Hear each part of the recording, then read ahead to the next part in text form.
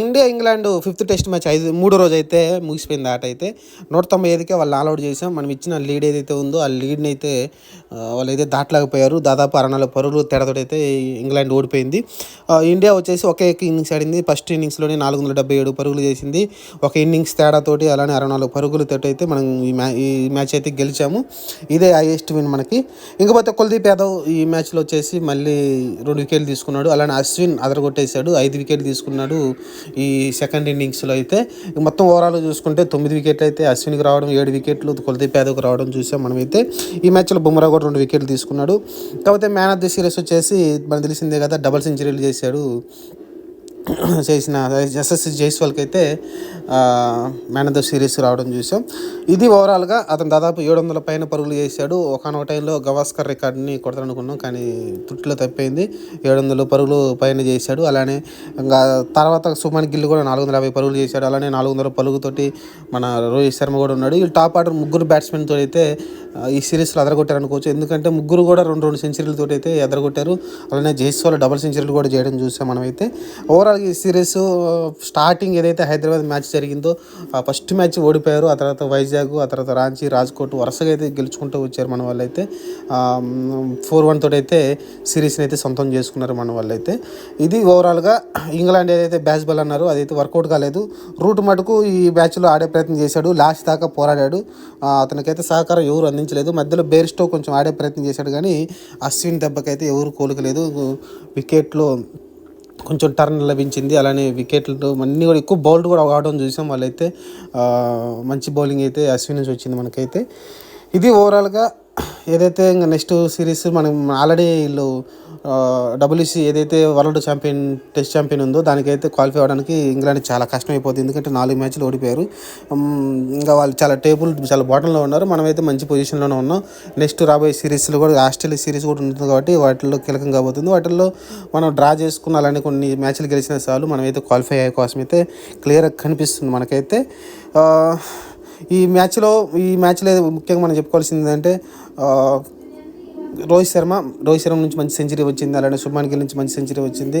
జైస్వాల్ ఒక మంచి 50 చేశాడు ఈ మ్యాచ్లోనే. ఓవరాల్గా క్రాలీ కూడా ఈ సిరీస్లో మంచిగా ఆడాడు. అతను ఒక్క సెంచరీ కూడా అతనికి లేదు. యాక్చువల్గా ఒక సెంచరీ లేనప్పటికీ అతను కూడా థర్డ్ పొజిషన్లో ఉన్నాడు. స్కోర్స్ పరంగా చూస్తే 400+ రన్స్ కూడా అయితే అతనైతే స్కోర్స్ మంచిగా ఆడడం చూసాం. ఎందుకంటే డకెట్కి అలాంటి రూట్కి కూడా సెంచరీలు ఉన్నాయి. అయినప్పటికీ క్రాలీ అయితే అతనైతే ప్రతి మ్యాచ్ కూడా 50 చేయడం చూసాం. ప్రతి ఇన్నింగ్స్లో కూడా మంచి 50 చేయడం చూసాం. కానీ అతని సహకారంగా ఎవరు ఆడలేదు. బేర్స్టో చాలా ఫెయిల్ అయిన అనుకోవచ్చు. అలానే బెన్ స్టోక్ కూడా ఫెయిల్ అయ్యాడు. ఓలీ పప్పు ఒక్క మ్యాచ్ హైదరాబాద్ మ్యాచ్లో 200 చేశాడు. అంత మించి అతని నుంచి స్కోర్ అయితే రాలేదు.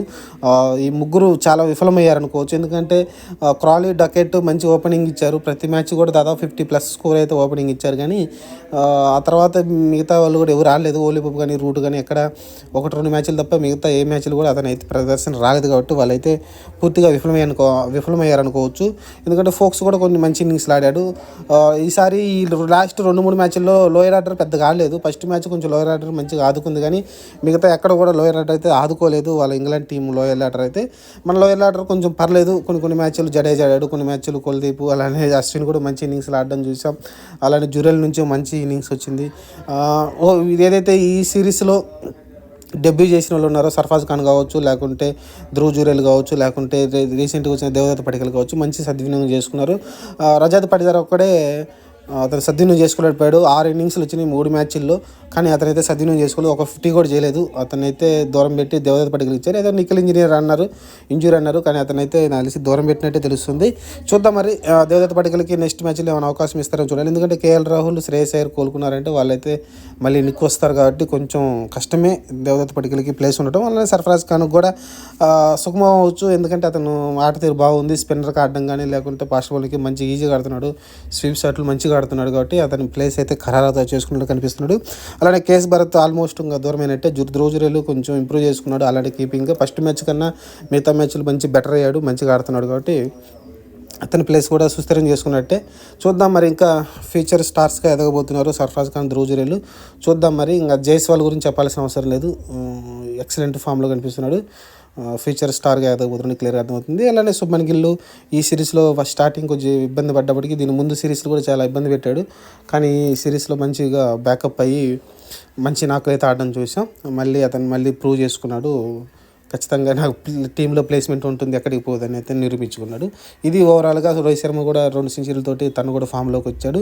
ఇంకా నెక్స్ట్ కోహ్లీ చూడాలి. కోహ్లీ 5 మ్యాచ్లకు 1 మ్యాచ్ కూడా ఆడలేదు. ఫస్ట్ 3 మ్యాచ్లు దూరం అన్నారు, ఆ తర్వాత 4 మ్యాచ్ 5 మ్యాచ్ ఆడతా అన్నారు. కానీ అక్కడ 2 మ్యాచ్లు కూడా ఆడలేదు. ఓవరాల్గా 4 మ్యాచ్లు గెలిచి సిరీస్ అయితే సొంతం చేసుకున్నారు. చాలా సాలిడ్గా అయితే ఎండ్ చేశారు టీమిండియా. వీడియో నచ్చితే ఛానల్ సబ్స్క్రైబ్ చేయండి, లైక్ చేయండి, షేర్ చేయండి. Thank you.